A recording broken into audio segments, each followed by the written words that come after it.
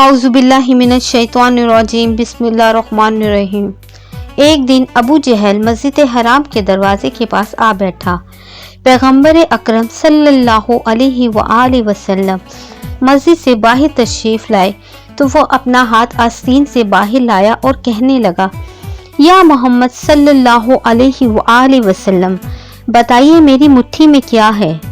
اگر آپ صلی اللہ علیہ وآلہ وسلم نے صحیح جواب دیا تو میں اپنے ساتھیوں سمیت آپ صلی اللہ علیہ وآلہ وسلم پر ایمان لے آؤں گا۔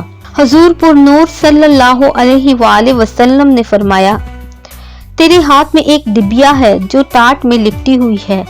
اس ڈبیا کے اندر 3 موتی ہیں، ان میں سے ایک سوراخ شدہ ہے، دوسرا آدھا سوراخ شدہ ہے اور تیسرا بغیر سوراخ کے ہے۔ اس ڈبیا میں ایک لال بھی ہے جس میں ایک سرخ کیڑا ہے، کیڑے کے منہ میں سبز پتی ہے۔ ابو جہل کہنے لگا، یہ سب تو ٹھیک ہے لیکن سرخ کیڑے اور سبز پتی کا کیسے علم ہوا؟ آپ صلی اللہ علیہ وآلہ وسلم نے فرمایا، لال کو توڑ دو، معلوم ہو جائے گا۔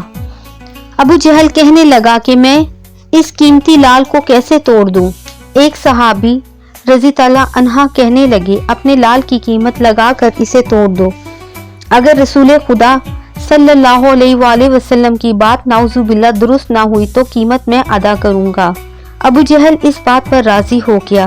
جب لال توڑا گیا تو سب نے دیکھا کہ اس میں چھوٹا سا سرخ کیڑا منہ میں سبز پتی لیے ہوئے موجود تھا۔ رسول اللہ صلی اللہ علیہ وآلہ وسلم نے اس کیڑے سے دریافت کیا کہ تم کب سے اس لال میں ہو؟ کیڑے نے پہلے آپ صلی اللہ علیہ وآلہ وسلم کی خدمت میں سلام عرض کیا، پھر کہا، مجھے نہیں معلوم لیکن اللہ تعالیٰ مجھے روزانہ 3 سبز پتی عطا فرماتا ہے۔ آپ صلی اللہ علیہ وآلہ وسلم نے فرمایا، تیرا ذکر اور تسبیح کیا ہے؟ کیڑا کہنے لگا کہ خدا نے مجھے روزانہ 10 مرتبہ آپ صلی اللہ علیہ وآلہ وسلم پر درود بھیجنے کا حکم دیا ہے، جس کی برکت سے وہ مجھے روزی دیتا ہے۔